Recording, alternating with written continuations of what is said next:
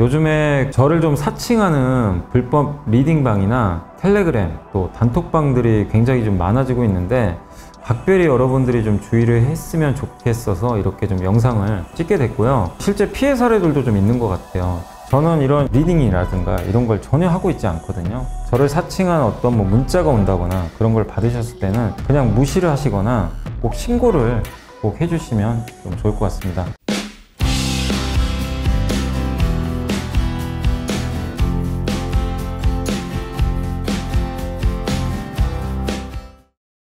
네, 안녕하세요. 자, 오늘 2024년 4월 24일 시장 깰기 시작을 하도록 하겠습니다.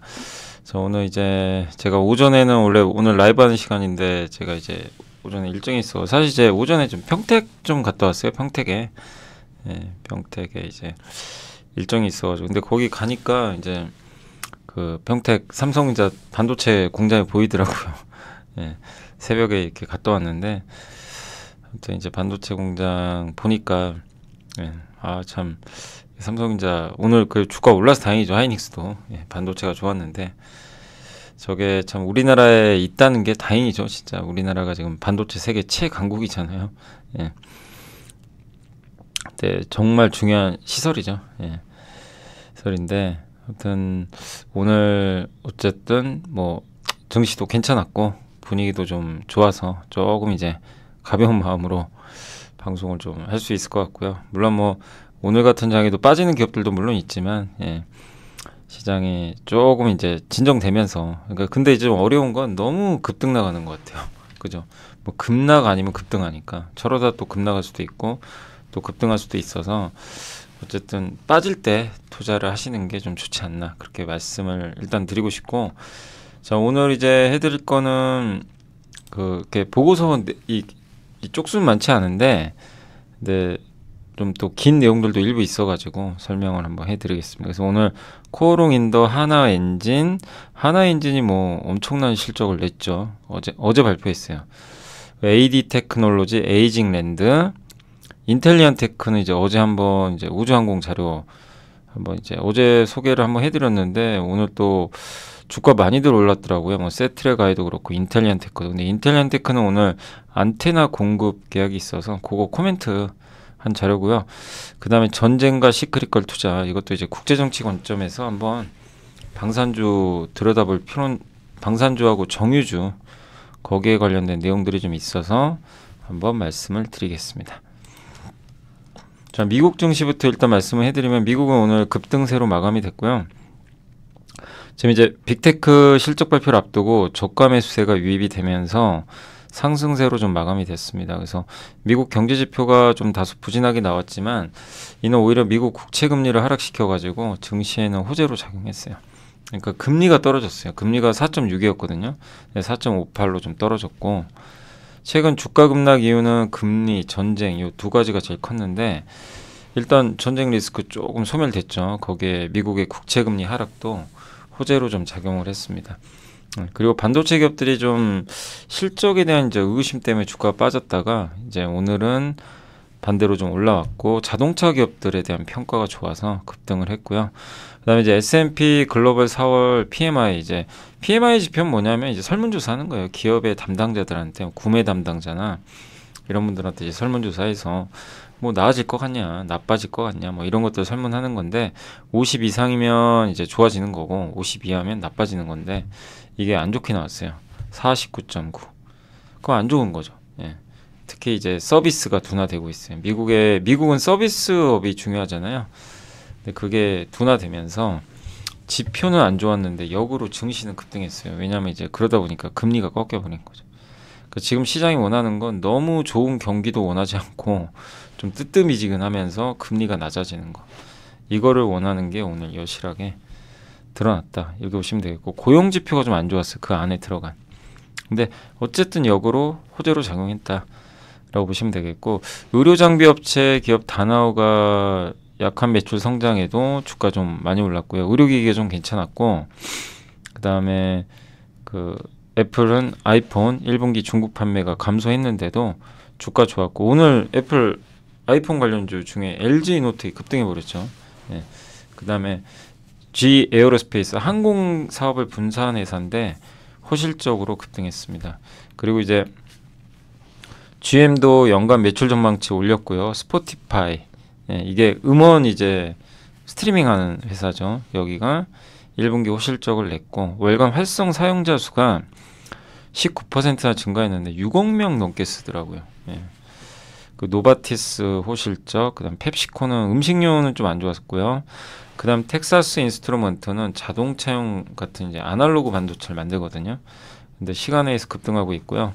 자동차 칩 쪽이 좋아지고 있대요. 이건 좀 듣던 중 반가운 소식이죠. 자동차 반도체 안 좋다, 뭐 업황이 안 좋다 이런 얘기만 있었는데 이 부분은 일단은 이제 긍정적으로 반영이 될 것 같습니다. 테슬라가 1분기 실적을 발표했는데 이제 오늘 뭐 가장 중요한 건 테슬라죠. 근데 기대에 미달한 실적을 발표했어요. 근데 이게 중요한 건 아니에요. 왜냐하면 이미 그 전에 주가가 두들겨 맞아가지고 실적 안 좋다 안 좋다 아주 몇 번을 얘기하니까 막상 안 좋아도 의미가 없는 거예요. 그러니까 주가에 반영이 안 돼요. 미리 반영을 했기 때문에. 그래서 그거는 주가에 전혀 영향 안 줬고 사람들이 관심 있는 건 도대체 저가형 전기차 그래서 할 건데 말 건데 왜냐하면 계속 얘기 나왔죠. 저가형 전기차 미국의 애널리스트들이 안 하는 것 같다. 이거 해야 되는데 안 하면 안 된다. 이런 식으로 이제 사실상 협박을 한 거예요. 했는데 일론 머스크가 정확히 알아들은 거죠. 사실 이 일론 머스크 전기 아시죠? 책 일론 머스크가 쓴 그 자서전에도 거기 보면 내용 중에 로보택시에 관심이 진짜 많아요. 근데 저가형 전기차는 크게 관심이 없더라고요. 그 안에서도. 근데 싫어도 할 건 해야 돼요. 경영자니까. 저가형 전기차를 깔아야 로보택시도 그 기반 위에서 단단하게 가는 건데 근데 확실히 관심이 이제 없는 건 그 책에도 나와 있어가지고 이제 우려를 한 거죠. 그러다 진짜 안 하면 어떡하지? 근데 다행히 하도 이제 실적 발표 전부터 모델 2 어떡할 거냐 이제 계속 이제 카운터 펀치를 날리니까 일론 머스크가 도저히 안 된 거죠. 그래서 좀 생각보다 놀라웠던 게 주가 지금 10% 이상 폭등을 했거든요. 시간외에서. 저가형 모델 2를 원래 내년 말에 출시하기로 돼 있어요. 이건 저도 많이 말씀드렸죠. 근데 내년 말이 아니고 내년 초로 당겨버렸어요. 상반기로. 그래서 지금 시장이 반응을 해버린 겁니다. 로보택시는 그대로 이제 공개를 할 거고요. 8월 8일 날. 로보택시에 대해서는 이제 그 호출 기능이 있죠. 그러니까 앱으로 부르면 돼요. 부르면 옵니다. 차가 와요. 그래서 나는 타면 돼요. 정말 간편하죠. 소비자 입장에서는 좋아요. 사실은 좋은 건데 법적인 문제도 있고 하니까 쉽진 않은 거죠. 근데 어쨌든 이제 그런 기능을 공개하겠다고 발표했고 또 AI에 대해서는 어떻게 하고 있냐 물어봤더니 엔비디아 H100 칩을 지금 35,000개 갖고 있거든요. 3.5만 개, 35,000개 맞죠? 3.5만 개니까 그러니까 35,000개로 확보했는데 85,000개 정도 설치를 일단 할 계획이래요. 저 칩을. AI 훈련은 계속 하겠다. 그리고 한 회사가 누군지 모르겠는데 주요 자동차 경쟁사겠죠. 거기에 완전 자율주행 이거 라이센스 해주려고 한다. 그러니까 테슬라가 만든 요거를 자율주행 요거를 다른 자동차에서 이식하는 거죠. 그러니까 이것도 하나의 좋은 이제 비즈니스 모델이 되겠죠. 그리고 완전 자율주행 이제 FSD 주행 거리는 12억 마일을 돌파를 했다고 합니다. 그래서 시장이 이제 어쨌든 알길 원했던 대답이 나왔고 특히 이제 제일 중요한 게 저가형 모델 2 $25,000짜리 이거 안 나오면 어떡하나 이제 노심초사를 했는데 다행히 생각보다 근데 이걸 믿어도 될지는 모르겠어요. 왜냐하면 일론 머스크는 항상 저렇게 얘기하고 늦게 나옵니다. 출시가 늦어져요. 그래서 올해 하반기 또 지켜봐야 되겠지만 일단 시장의 우려를 잠재웠다. 이거는 뭐 테슬라 주가에도 좋지만 우리나라 2차 전지에도 호재가 된다라고 보시면 되겠고 또 GM이 전기차 사업에 대해서 굉장히 자신감 있게 멘트를 했거든요. 근데 좀 걱정도 되는 건요. 1분기 미국 전기차 판매량이 16,400대밖에 안 돼요. 작년보다 21% 줄었어요. 근데 얼티엄 배터리 있죠. LG랑 같이 하는 거기에 있는 그 배터리를 탑재한 전기차 판매는 22,000대로 일단은 뭐 좀 순항은 하고 있어요. 그리고 생산량도 증가하고 있고 그래서 올해 근데 이제 관건은 이거예요. 올해 목표가 20만 대거든요. 20, 30. 저거 달성 가능한가요? 연말까지. 그러니까 할 수 있대요. 그러니까 GM은 우린 할 수 있다. 근데 시장은 할 수 있나? 이제 이렇게 생각하는 거죠. 그래서 이거는 하면 좋죠. 하면 우리나라 배터리 기업들 특히 LG 밸류체인의 큰 호재입니다. LG 화학, LG 엔솔, LG 전자 다 호재인데 이 시장은 반신반의하는 거죠. 지금 22,000대인데 30만 대 할 수 있는 건가? 이런 거죠. 그래서 왜냐하면 이제 또 자신감 있게 얘기한 게 신차들이 나와요. 이제 5월부터 나오니까. 그래서 저거 불가능한 건 아니지만 또 지금 현재로서는 사람들이 의심할 수밖에 없는 거죠. 그래서 이제 다음 분기 한 번 더 판매량은 봐야 되겠습니다. 아무튼 GM도 굉장히 자신감 있게 얘기를 했다는 거 참고하시면 되겠고, 자 오늘 이제 키움증권의 정경희 연구원님이 코오롱인더도 예전에 한번 이제 물어보신 분들이 좀 계셔가지고 뭐 내용이 괜찮아서 한번 소개를 해드릴게요. 좀 주가 되게 안 좋았는데 타이어 코드, 타이어에 들어가는 첨가제죠.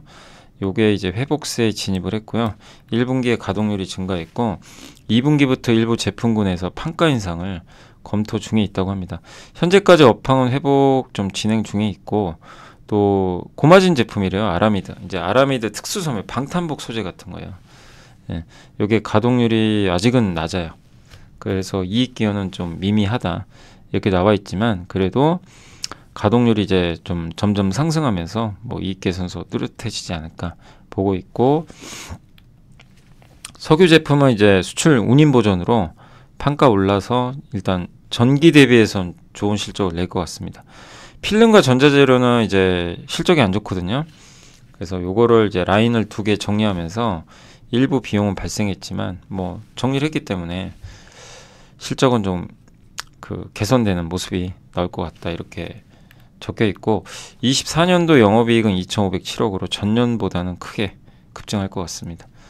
그리고 상반기 중에 합작법인 설립 검토 중인데, 아무튼 이게 적자 기록한 사업부를 일단 어떻게든 좀 구조 변화를 해가지고 뭐 어떤 식으로 결정할지 모르겠지만요. 근데 어떻게 보면 저렇게 합작법인을 설립을 하게 되면 보유 지분이 감소하니까 실적에 미치는 악영향이 줄겠죠. 그 미쉐린 타이어의 월별 데이터 변동은 있어도 타이어 쪽 괜찮으시니까 타이어 코드도 수익성이 개선될 것 같다. 아라미드도 가동률이 올라가고 그래서 이제 좀 나아지지 않겠냐라는 의견인 것 같습니다. 그래서 화학업종이 뭐 너무 안 좋았죠. 코오롱인도도 그때 5만 원대에서 3만 원대까지 급락을 했으니까요. 그러나 이제 방향을 바꾸고 있으니까 좀 나아지지 않을까 이렇게 보시면 좋을 것 같고요. 그리고 하나엔진이 오늘 뭐 어제 오늘 뭐 요즘에 아주 날라다닙니다. 그죠? 엔진주가 뭐 생각보다 굉장히 좋은 실적이 오늘 보니까 하나오션도 실적이 잘 나왔어요. 그러니까 조선주가 올해는 실적 좋아진다.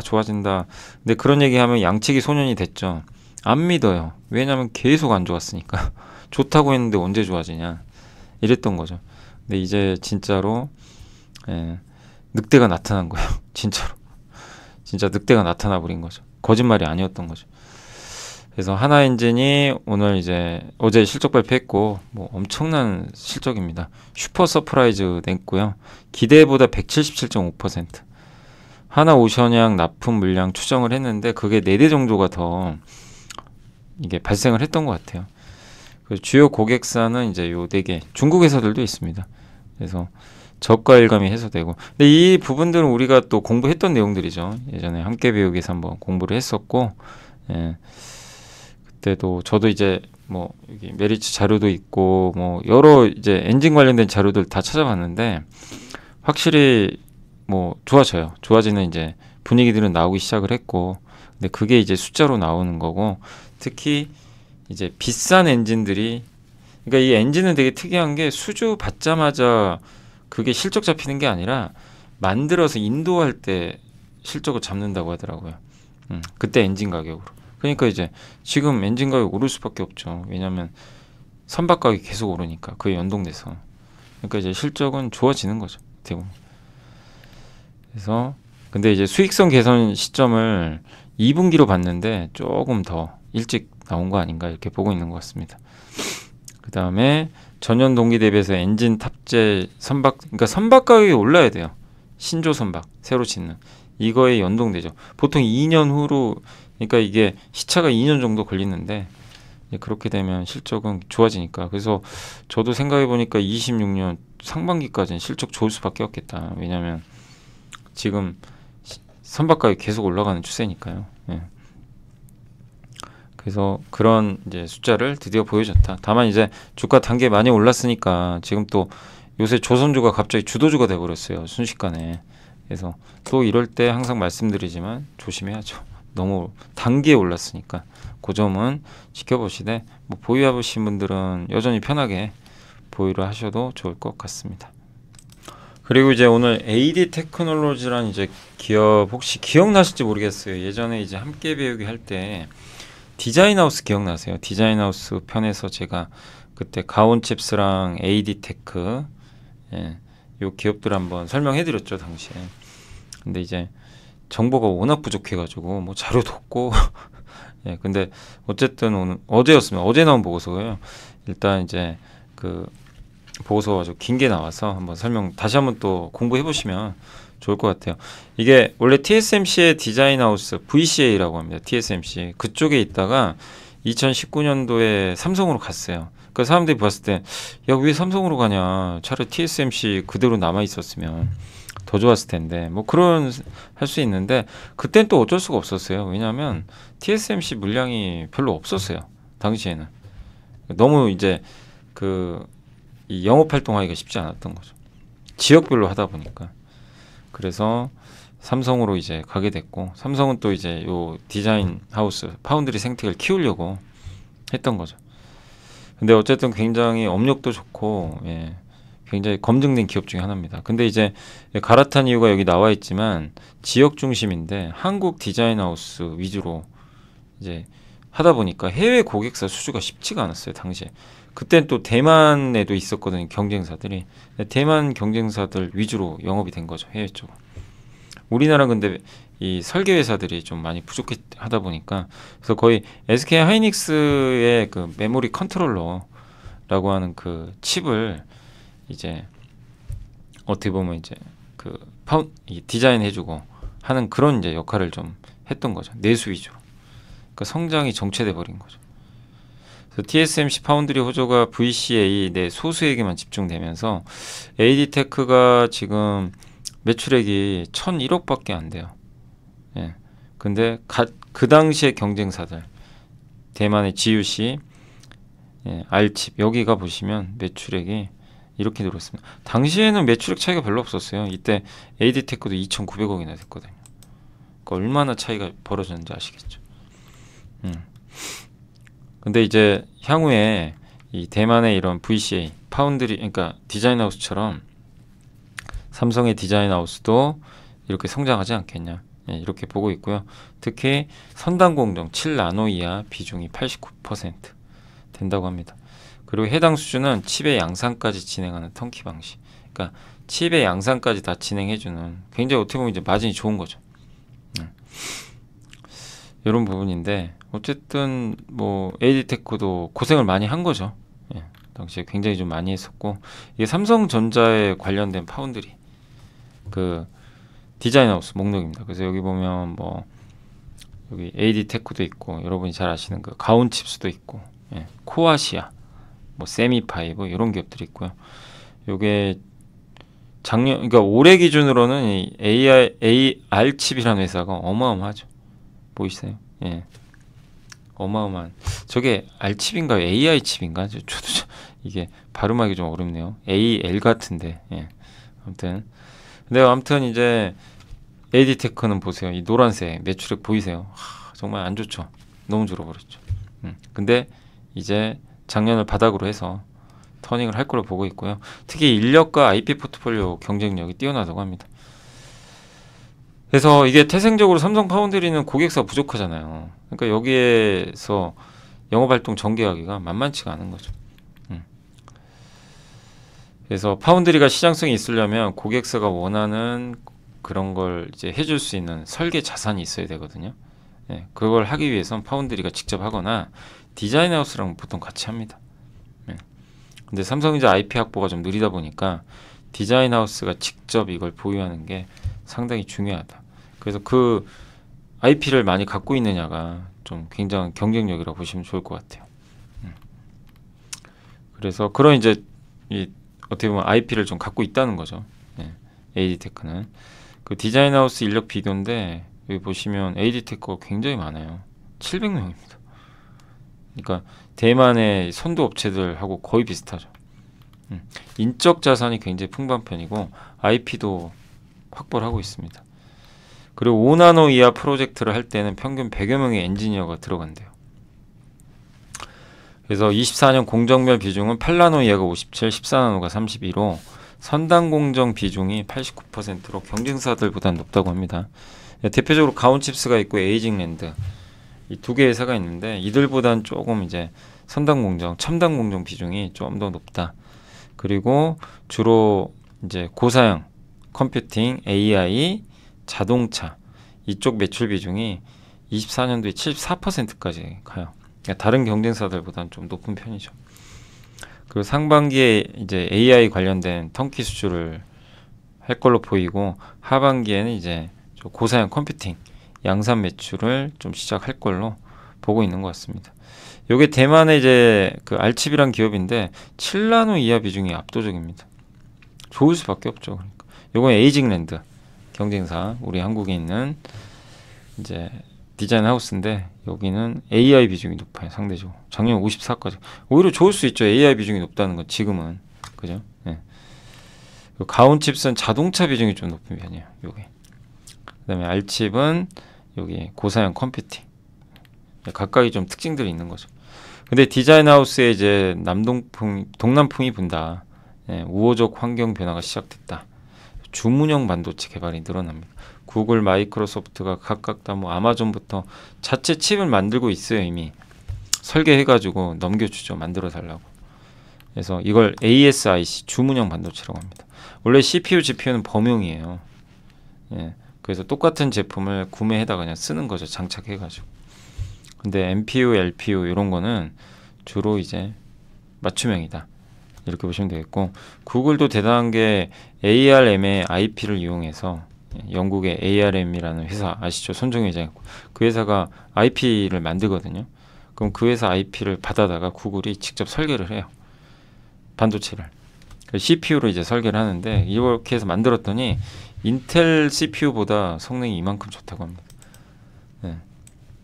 그러니까 이제 굳이 막 인텔 거를 무조건 내가 쓰겠다 이게 아니라 그냥 자체적으로 만들어 버립니다. 칩을. 이런 건 되게 좋은 거죠. 이 디자인 하우스 입장에서. 그리고 AI 반도체는 훈련과 추론용이 있는데 이제 훈련용으로는 이제 엔비디아의 뭐 그런 GPU 그런 걸 많이 쓰고 추론용으로는 이런 맞춤형 칩을 쓴다고 합니다. 왜냐하면 추론에서는 일단 훈련은 아니다 보니까 빠르고 전력비가 좋아야 돼요. 그리고 보통 추론을 이런 기기에 탑재하죠. 저전력으로 가야 되는 거죠. 그래서 삼성전자 DSP 중에 커스텀 반도체 수요, 그러니까 주문형 반도체 수요와 파운드리, 요 이원화라는 우호적 환경에 가장 적합한 준비가 돼 있다. 이렇게 보고 있고 2.5D라고 이제 이종 접합 기술이죠. 메모리랑 비메모리를 연결한 거 이렇게 인터포저에다 우리 많이 공부했죠. 그거 이제 그럼 첨단 패키징 관련된 수주 이력도 확보하고 있고 ARM 있죠. 여기에 토탈 디자인 멤버사라고 합니다. 요게 좀 차별화돼 있다 라고 보시면 되겠고 작년에 2나노 GAA 프로젝트 파운드리 삼성이 하고 있는 여기에 HBM을 탑재하면서 2.5D 패키징이 적용됐다고 하는데 요게 이제 아이큐브란 이름이고요. TSMC는 코어스예요. 이름 차이예요. 사실 비슷한 방식입니다. 그래서 엔비디아가 원하는 AI 가속기를 만들어주는 방법이죠. 마지막에 조립하는 거죠. HBM, 비메모리, 인터포저로 연결해주고 밑에 기판 깔고 그죠? 그렇게 해서 이제 만들어 조립해서 넘겨주는데 삼성이 하는 방식은 아이큐브, TSMC는 코어스라는 이름을 쓰고 있습니다. 여기에 관련된 또 수주 이제 이력이 있다 보니까 이런 이제 2.5D 이런 프로젝트들이 늘어난다면 우위에 설 수 있는 거죠. 또 ARM이 요즘에 공격적으로 막 이런 IP 사업도 하고 있고, 그래서 지금 토탈 디자인 멤버사에게 ARM은 이런 걸 좀 제공을 한다고 나와 있는데, 어쨌든 여기 관련된 회사로는 AD테크와 패러다이가 있고, 대만 쪽에서는 알파웨이브 세미와 에이징랜드가 속해 있다고 합니다. 근데 패러데이는 UMC, 여기도 이제 파운드리 쪽인데 조금 이제 점유율이 떨어지죠. 여기에 특화되어 있기 때문에 삼성전자 그러니까 삼성전자 내에 파운드리 내 유의미하게 요 IP를 가져갈 수 있는, 그러니까 수주할 수 있는 기업은 AD테크가 유일하다, 이렇게 좀 보고 있고요.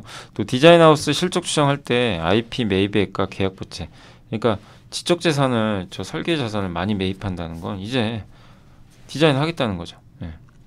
그리고 계약 부채, 계약금을 먼저 받는 거죠. 그리고 자산 등 수주가 증가할 때 이런 그 간접적으로 지표들을 나타나는 것들을 좀 참고해야 된다. 그러니까 저런 것들이 늘어나면 수주가 늘어난다는 얘기예요. 지금 늘어나고 있다는 그런 얘기로 보시면 좋을 것 같습니다. 그래서 IP 매입액은 수주 잔고 규모에 따라 함께 당연히 증가할 수밖에 없고요. SK 하이닉스의 이제 낸드나 이런 컨트롤러 디자인하던 2018년, 2020년엔 연간적 IP 매입액이 크지가 않았어요. 10억 원 정도. 근데 작년 하반기에 143억. 점프를 해버렸죠. 이게 AD테크입니다. 이게 늘어났다는 건 수주가 지금 실제 있다는 얘기예요. 여기 보시면. 그래서 계약 자산, 계약 부채 및 계약 자산 연간 추이인데 급격히 늘어났죠. 여기 보시면, 그러니까 이건 수주란 얘기죠. 그래서 올해 일단 영업이익 21억 원 흑자 전환 추정하고 있고, 24년도는 실적 턴어라운드 원년으로 보고 있고요. 삼성전자 파운드리 적응 기간도 2년간 굉장히 고생했거든요. 뭐 아까 숫자 보셨죠. 근데 이제 올해부터 나아지지 않겠나. 근데 이거는 관건은 뭐냐면 결국 삼성 파운드리가 잘해야 돼요.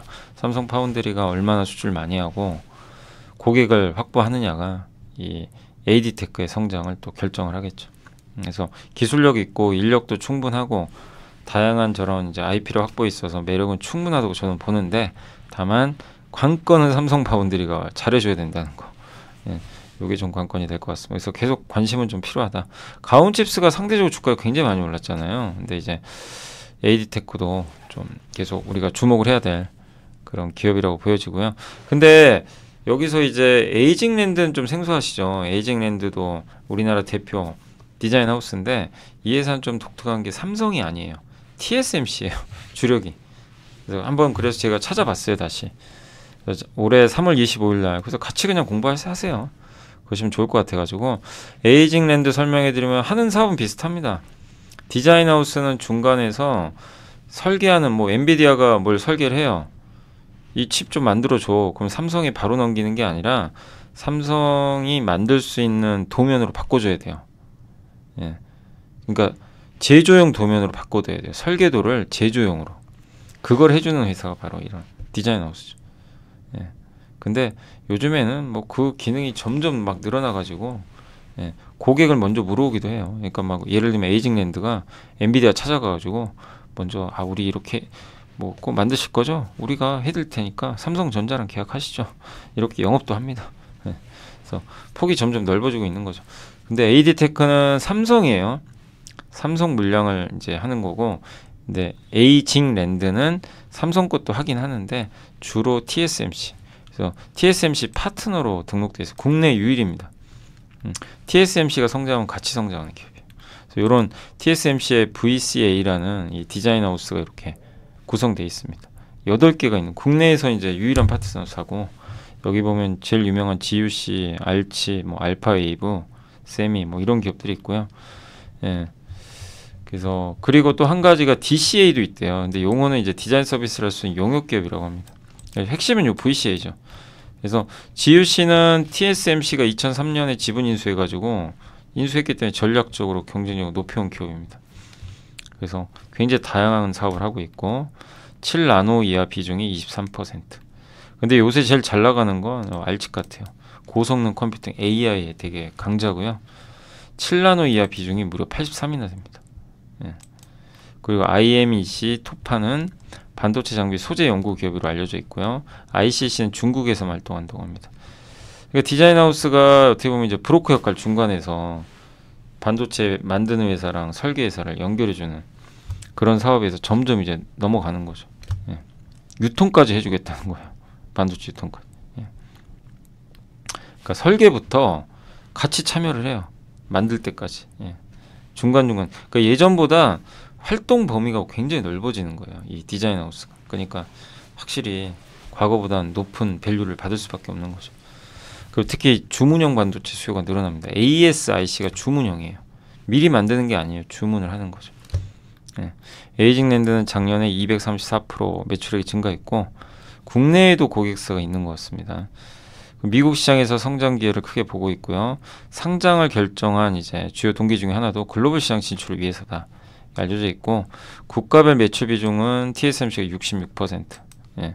그래서 미국에서는 이런 기업들이 활동을 하고 있다고 합니다. 그리고 이 대만의 GUC나 알칩 같은 회사가 경쟁사인데 동시에 파트너십도 통해서 우호적 관계를 유지하고 있대요. 그리고 에이징랜드 현재 국내 AI 팹리스양 칩 양산을 앞두고 있다고 합니다. 그래서 25년에는 국내 메모리 컨트롤러 향해 파트너사로 진입할 수 있는 기회가 조성될 걸로 보고 있고요. 그리고 알치카 같은 선도 디자인 하우스가 미국 시장에서 성공적으로 매출 성장이 이뤘기 때문에 국내에서는 좀 에이징랜드가 그런 일을 하지 않을까. 그래서 어쨌든 TSMC입니다. 이게 그러니까 다시 한번 좀 말씀드리면 아까 AD테크는 삼성이에요. 삼성 파운드리. 그 다음에 에이징랜드는 TSMC. 예. 요게 이제 주요 고객사고 여기에 관련된 이제 그 디자인 하우스 사업을 하고 있다는 거 염두에 두시면 좋겠습니다. 자, 그리고 이제 인텔리안테크가 오늘 공시가 떴어요. A사. 도대체 A사 뭐냐? 영업 비밀이라 공개가 안 돼 있습니다. 근데 우리는 알죠. 아마존이라고 생각하죠. 작년에도 한번 공시 있었잖아요. A사. 네. 그래서 357억 원 규모 게이트. 이게 여러분이 주식 담당자한테 전화해도요. 절대 안 알려줘요. 저게 알려주면 큰일 나요. 네. 비밀 유지 조항이라. 네. 공시 담당하신 분들 굉장히 난감해집니다. 그래서 전화해서 묻지 마세요. 알려주지도 않지만 알려주면 안 돼요. 예, 그 계약을 맺은 게 있기 때문에. 근데 이제 시장에서는 저 A사를 아마존으로 추정을 이미 해서 사실 누구나 다 알죠. 지금 분위기는 아는데 예, 어쩔 수 없는 거죠. 회사 입장에 공개 못해요. 그게 규정이니까. 그래서 글로벌 A사양은 이제 357억. 근데 작년 8월 17일 날 306억. 어제 우리 공부한 게이트웨이 있죠. 지상에서 이거를 쏴주는 신호 위성에. 그래서 306억에 이어서 또 수주 공시를 따낸 거죠. 예. 그래서 올해 2분기부터 내년 3분기까지 1년 6개월 기간에 작년 물량은 이제 내년 3분기까지 반영이 되고요. 근데 이게 고객사가 요구를 했나 봐요. 그래서 올해 물량 대부분 소화할 계획이란 건 실적이 좋아져요. 빨리 반영을 하니까. 그죠?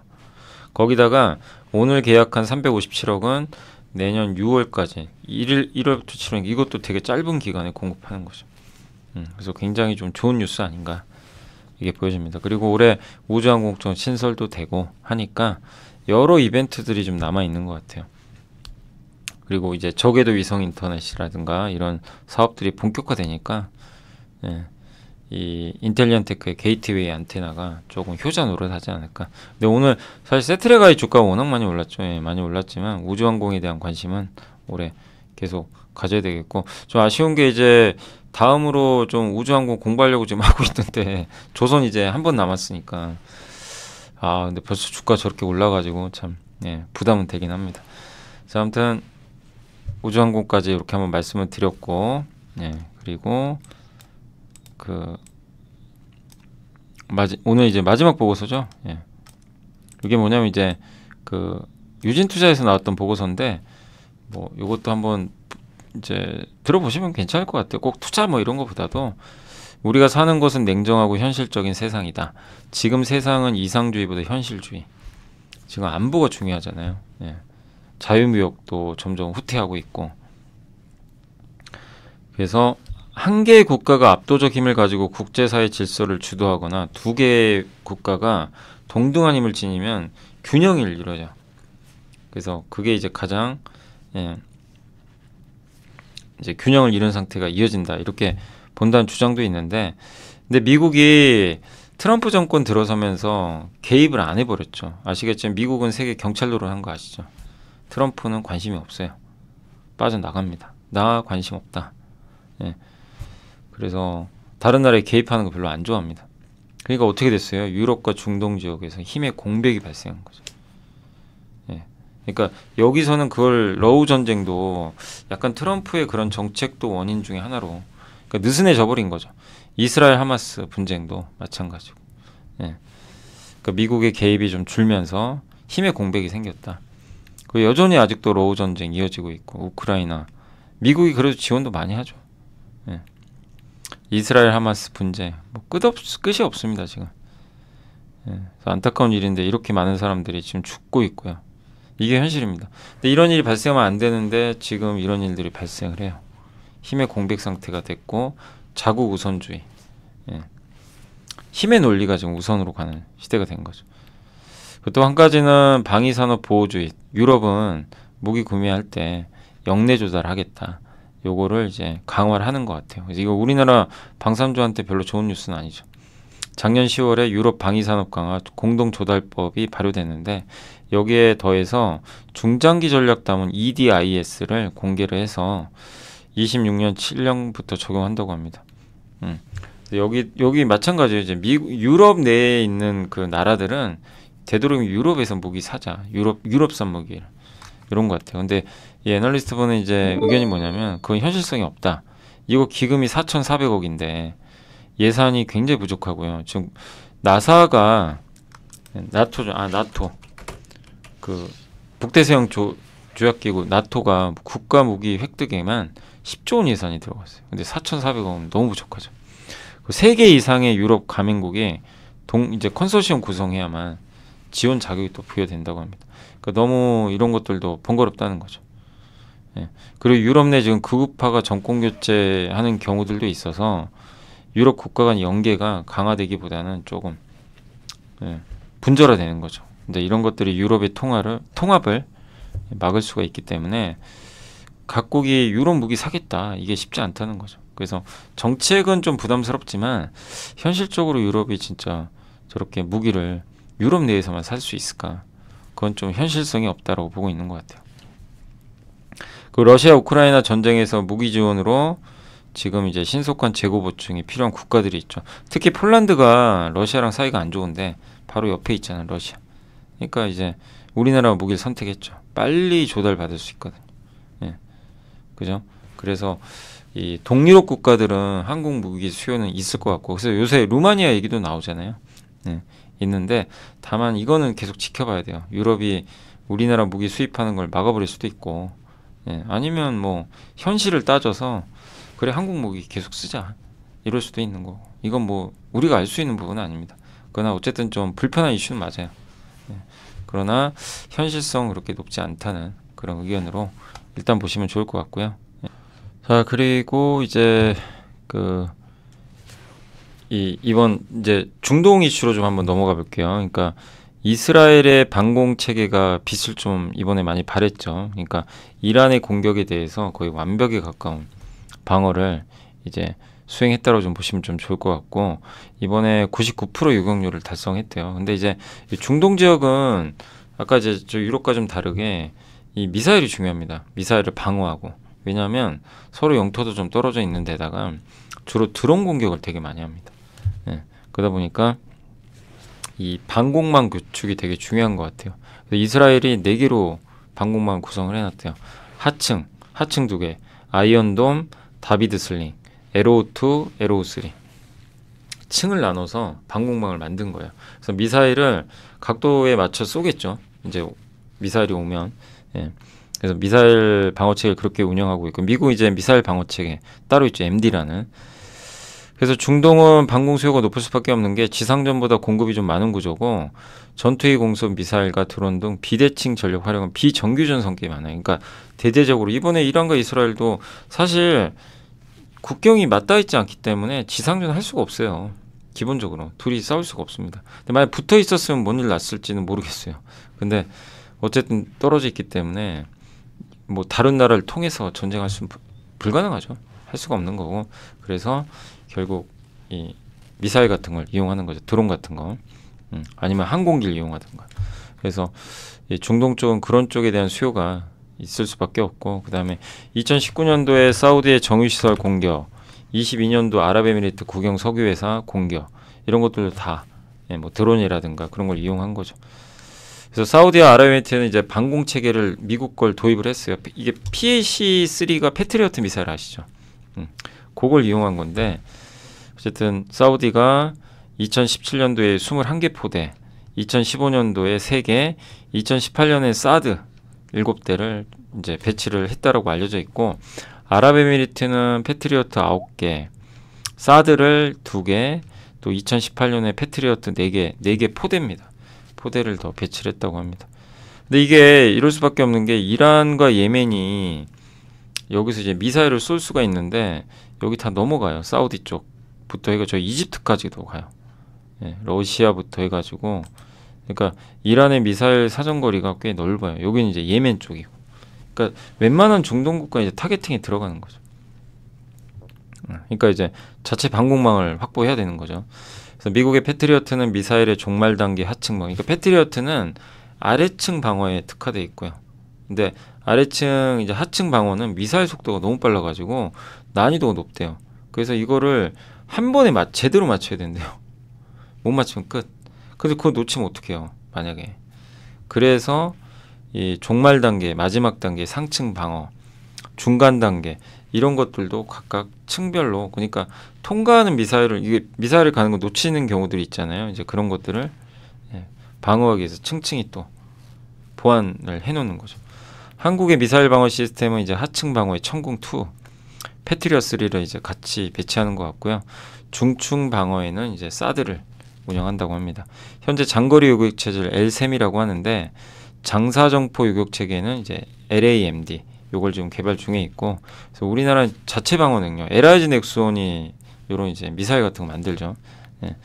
요격 미사일의 LIG 넥스원 거기 들어가는 레이더를 하나 시스템 발사대 있죠. 쏘는 거 그걸 하나 에어로스페이스가 각각 역할 분담을 해가지고 하고 있습니다. 그래서 우리나라 이게 방공망 체계예요. 실제로 우리 한국에 뭐 천궁 패트리어트도 있고 그러니까 여기 요 처음에 램드가 있고 천궁2 패트리어트, 천궁3, 엘셈2 요게 사드입니다. 예, 요렇게 단기적으로 막는 거죠. 미사일이 날아오는 거. 미사일 이렇게 올 거 아니에요. 이렇게 올 때 오다가 이렇게 떨어지거든요. 이제 그런 것들을 각각 고도에 맞게 타겟팅을 한다고 보시면 되겠습니다. 그래서 이게 천궁2고 천궁3 지금 개발할 예정이라고 이렇게 나와 있고요. 네, 엘셈 요건 이제 요격 고도가 40km 높은데 그걸 타겟팅하는 거고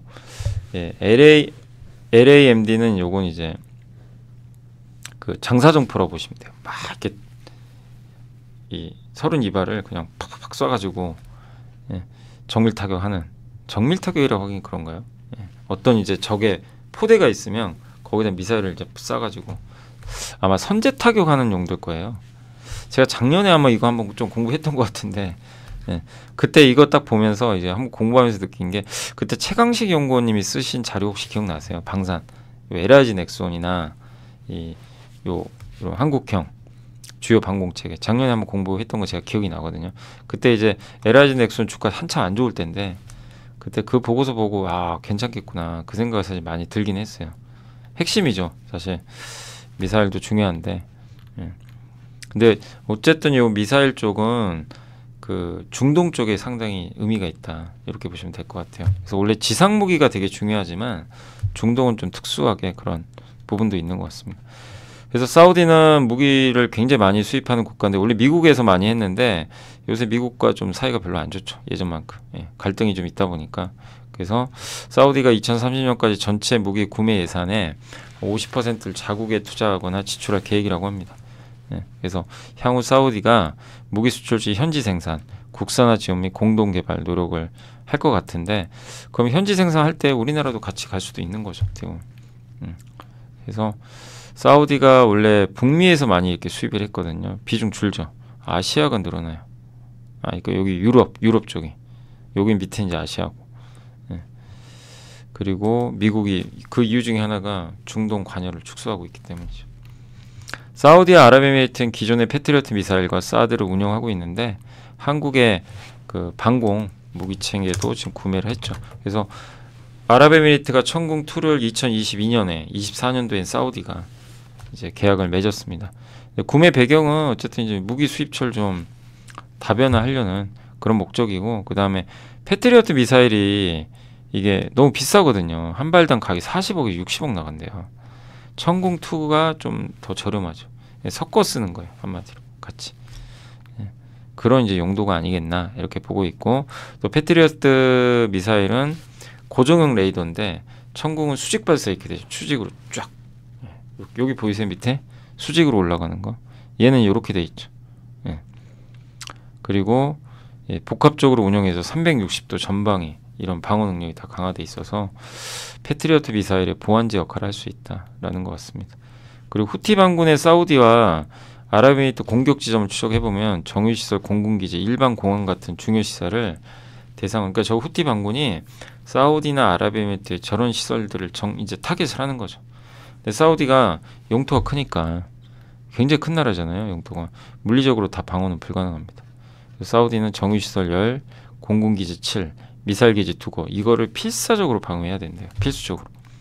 그래서 계산을 한 거예요. 이제 애널리스트 분들이 잘하는 게 이거죠. 계산 정말 잘하시는데, 그래서 천궁의 탄도미사일 요격 사거리가 20km, 방어 면적이 1300km 제곱미터인데 각 시설마다 한 개 포대 설치하면 19개가 필요하대요. 지금 10개를 가져갔거든요.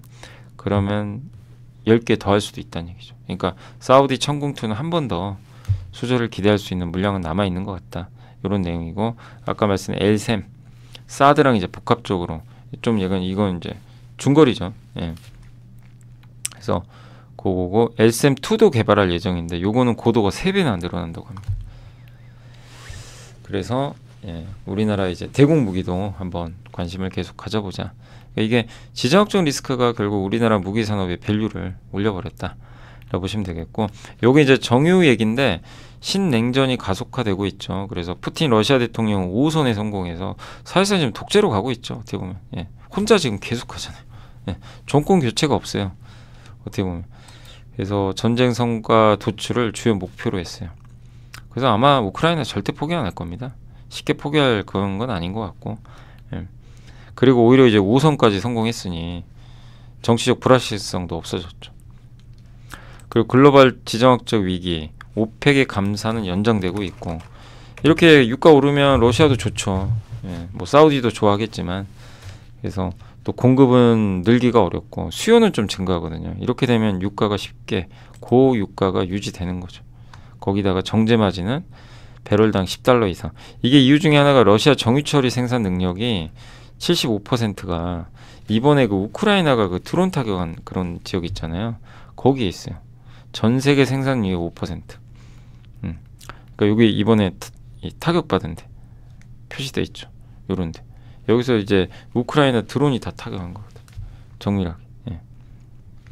그래서 거기다가 이렇게 그 타격을 받았는데 부품 조달이 안 돼가지고 정비도 못해요, 쉽게 지금. 그래서 이렇게 공급이 이 휘발유나 이런 공급이 정유나, 그러니까 휘발유나 경유 공급이 늘기가 어려운 거죠. 그러니까 정유주한테는 좋은 거죠, 어떻게 보면. 정유주 입장에서는 좀 좋은 부분들이 있을 수 있다.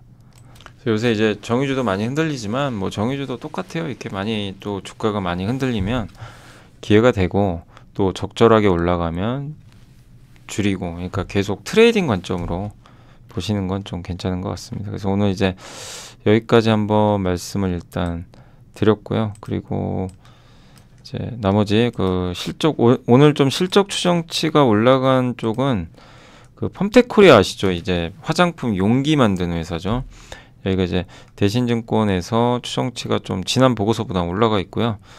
인디브랜드양 매출, 뭐 국내 B2 물량 이런 쪽이 좀 증가했고, 그 다음에 이제 신규 작년에 핵심 고객사뿐만이 아니라 신규 브랜드들까지 북미향 수출이 좀 견인을 했다라고 이렇게 나와 있고요. 하나 시스템은 지금 그 14.8% 정도 이익 추정치가 좀 올라갔고, 코오롱 인더 아까 보고서 보여드렸고요. 추정치가 지난번보다 올라갔습니다. ISC도 이제 저희 당사, 요거 제가 안 적어드렸군요. 저희 이베스트 에서 좀 나왔는데 24년도 영업이익이 13% 정도 상향 조정이 좀 됐고요. 그러니까 지난번 보고서보다 올라갔고, SKC 이제 엠펄스라는 기업이 있거든요. 이 회사 아마 통합을 할 것 같아요. 아직 완전히 결정된 건 아닌데, 이게 이제 반도체 이런 부품 사업들을 하거든요. 그럼 이제 외형이 좀 커지겠죠. 그리고 HBM용 마지막 테스트하는 소켓, 이것도 하반기에 고객사 납품을 좀 논의 중에 있다고 합니다. 그 마지막으로 다올투자증권의 전혜영 연구원님이 이제 SGC 에너지, 여기도 그 38.3% 지난번 보고서보다 추정치를 올렸고, 예, 어떻게 보면 이제 발전 사업을 해서 뭐 정력 같은 거를 저기 이제 한전 같은데 판매도 하고 건설 사업도 있는데, 이쪽이 좀 안정적으로 실적이 좀 나올 것 같다라는 그런 내용으로 보시면 좋을 것 같습니다. 그래서 실적 추정치까지 말씀드렸고, 요거는 이제 내부자 매수고요. 어제.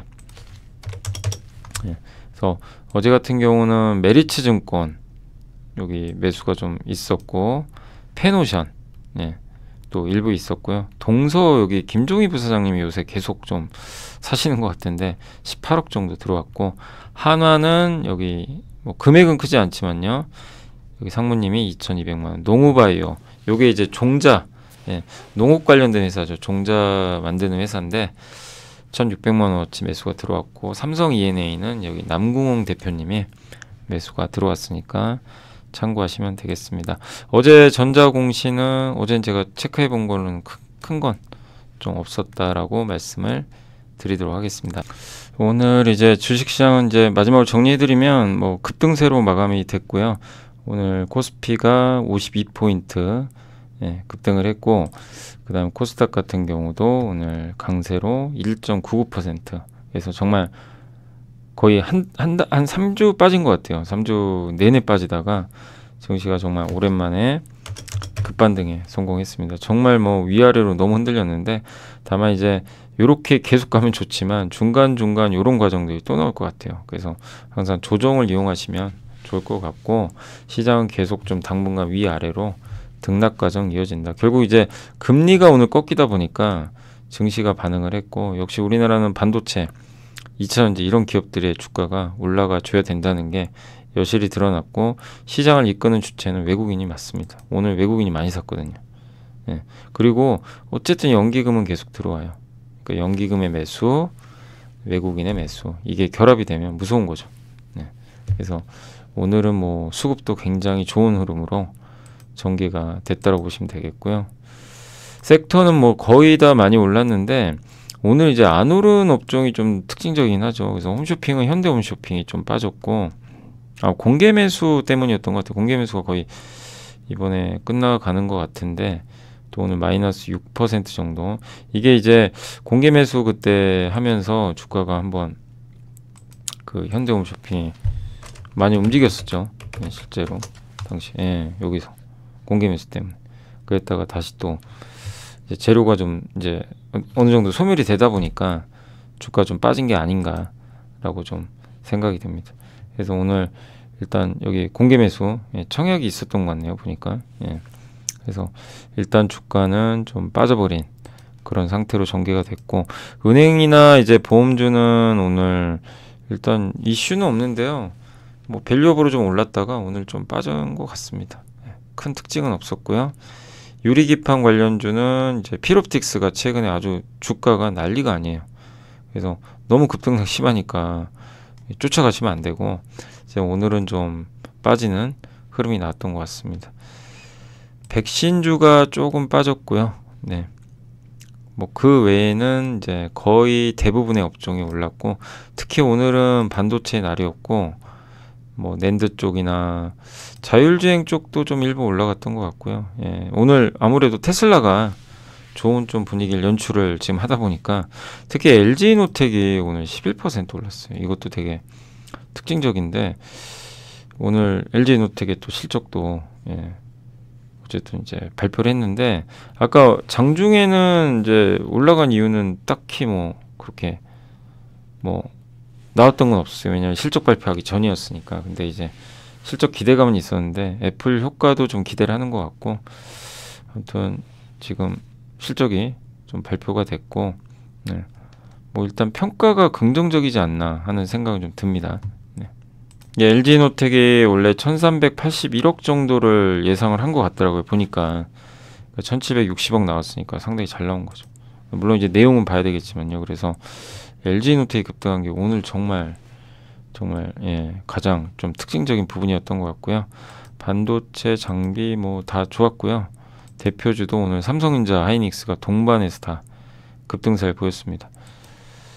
제이오가 오늘 10%나 올랐고요. 2차전지도 나름대로 좀 똘똘한 기업들 있죠. 좀 기대가 되는 기업들 올랐고, LG엔솔과 삼성 SDI도 오늘 좋은 분위기고, 아이폰 관련주 뭐 LG노텍 올라가니까 동반해서 같이 따라가지 않았나 라고 생각을 하고 있고요. 또 통신 장비 쪽도 오늘 올라갔는데, 아까 이제 말씀드린 인텔리안테크가 그 수주 공시 있었죠. 네. 그래서 강했고, 2차전지 소재, 뭐 5G, 로봇, 네, 원자력 발전, PCB 뭐 가릴 것 없이, 조선 기자재도 오늘 좀 일부, 특히 하나엔진이 좀 실적이 좋다 보니까 좀 급등하지 않았나 이렇게 좀 생각을 하고 있고요. 그리고 폐배터리, ESS 관련주들, 예, 리튬 관련주도 오늘 분위기가 괜찮았던 것 같습니다. 의료 AI도 오늘 이제 금리가 조금 떨어지다 보니까 오늘 인터넷 관련주도 그렇고 조금 분위기가 괜찮았던 것 같아요. 그래서 오늘 이제 많은 기업들의 주가가 다 좀 견조하게 움직였다라고 보시면 되겠고요. 오늘 이제 시가총액 상위 기업 말씀드리고 마무리를 또 짓도록 하겠습니다. 시총 상위 기업에서는 일단은 이제 반도체 2차전지가 좋았고, 포스코 퓨처엠이 8% 올랐고요. 은행주는 좀 빠져, 밸류업은 아무튼 안 좋았어요 오늘은. 그리고 한미반도체가 8%나, 요새 그 곽동신 대표가 계속 샀죠. 근데 오늘 일단 8% 급등하는 모습이 나왔고, 그리고 방산주 좋았고요. 삼성전기도 3%, 현대일렉트릭도 좋은 실적으로 6% 올랐고, 이제 한국조선해양도 이게 진짜 13만 원에 지금 거의 걸쳐 있는데, 그죠? 이 기술적으로 보면 여기에 딱 지금 걸쳐 있거든요. 그래서 이제 요걸 좀 넘을지 모르겠는데, 아무튼 넘어가기를 좀 기대를 해보고요. 예, 과연 전고점 돌파를 할지 한번 지켜봐야 될 것 같습니다. 그리고 하이브가 요새 아주 그 미니진, 이제 아이고 뭐죠? 갑자기 왜 구글이 답을 하죠? 그래서 어쨌든 지금 하이브가 이제 미니진 이제 프로듀서랑 지금 갈등 관계가 있다 보니까, 예. 근데 뭐 아까 뉴스 보니까 뉴진스는 그대로 앨범을 내는 것 같더라고요. 일단 내야죠. 예. 내야 이 뉴진스가 활동을 정상적으로 안 하게 되면 피해 누가 봅니까? 그러니까 이게 실제로 둘이 싸우지만 누가 피해보는 건 누구예요? 주주들이 지금 피해보고 있잖아요. 주주들은 무슨 죄가 있습니까 지금? 그러니까 이게 참 안타까운 일이죠.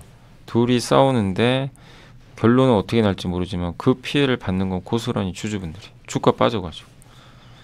빨리 좀 마무리가 됐으면 좋겠고, 아무튼 뉴진스가 정상적으로 활동하는 게 중요한 것 같아요 지금. 오히려.